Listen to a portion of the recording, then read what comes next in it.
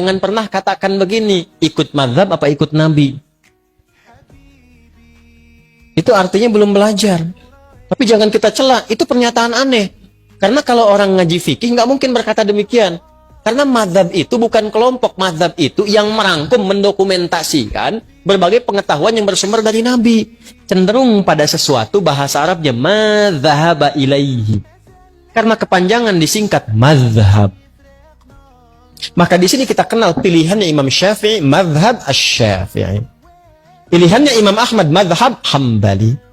Pilihan Imam Abu Hanifah, mazhab Hanafi. Pilihan Imam Malik, mazhab. Nah, mazhab itu bukan kelompok-kelompok. Dan semua kita itu kalau ngaji sekarang, itu sanadnya akan tersambung ke mazhab tadi. Kenapa? Karena Nabi itu singkatnya gini, Nabi ngajar ada sahabat. Sepeninggal Nabi, sahabat ngajar. Semua diajarkan.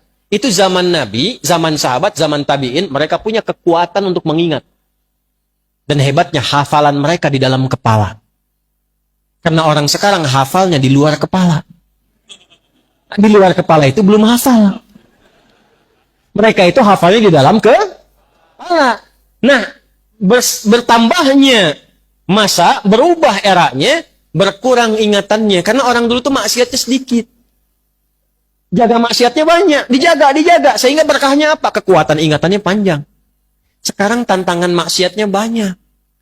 Dan ingat, maksiat itu salah satu penyebab utama mengurangi kemampuan untuk menghafal.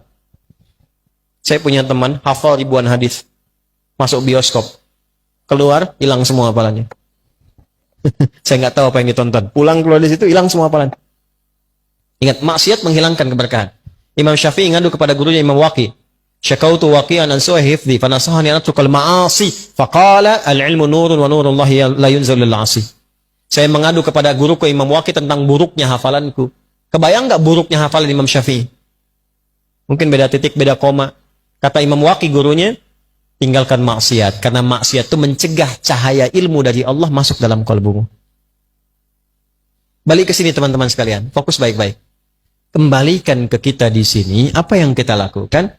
Kumpulkan yang tadi itu, ulama dulu banyak mengingat, tapi masa setelahnya kan banyak membaca. Mengingatnya kurang, kemampuan menurun. Maka ada 4 bintang ulama yang menyalin hafalannya dalam kitabnya. Kalau orang sekarang, kitab orang disalin begini, dihafalin. Ulama dulu dihafal dulu, hafalannya nyalin kitab. Kitab itu disalin dengan hafalannya. Hafal, salin kitab. Sekarang kan kitab ada, dihafalin. Kan?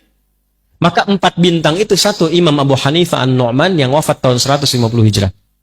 Kedua Imam Malik bin Anas yang lahir tahun 94 Hijrah. Yang ketiga Imam Asy-Syafi'i yang lahir tahun 150 Hijrah. Dan keempat Imam Ahmad bin Hanbal yang lahir tahun 163 Hijrah. Itu mereka menghimpun referensi dari masa sebelumnya, dihafalkan, diturunkan lewat kitabnya. Jadi yang sekarang kita pelajari, itu mau nggak mau akan nyambung jalurnya ke mereka itu. Karena semua jalurnya begitu. Maksud saya, jangan pernah katakan begini, ikut mazhab apa ikut Nabi. Itu artinya belum belajar. Tapi jangan kita cela, itu pernyataan aneh. Karena kalau orang ngaji fikih, nggak mungkin berkata demikian. Karena mazhab itu bukan kelompok, mazhab itu yang merangkum, mendokumentasikan berbagai pengetahuan yang bersumber dari Nabi.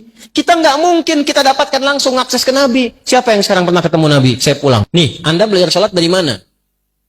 Nggak mungkin langsung dari Nabi. Oh, tadi saya ketemu Nabi, mimpi kok diajarin begini. Nggak bisa.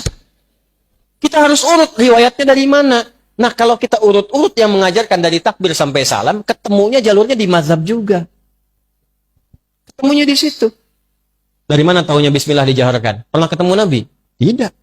Diurut sipulan sampai ke Asy-Syafi'i. Asy-Syafi'i menerima dari gurunya sipulan sampai ke Nabi. Urutan itu disebut dengan sanad namanya. Di Sahih Muslim ada babul isnad di muqaddimah. Babul isnad minad din. Jadi urutan dalam penyampai riwayat itu termasuk dalam agama. Jadi kalau salah menerima ilmunya, bisa salah ibadahnya. Nah, kita punya itu dalam Islam. Nah, dalam hal yang ada perbedaan, yang tidak sama, belajar caranya supaya tidak saling menjatuhkan. Tidak saling mencela dan merasa benar sendiri. Padahal mungkin orang lain punya alasan yang berbeda dengan kita, cuma sumbernya kembali ke Nabi.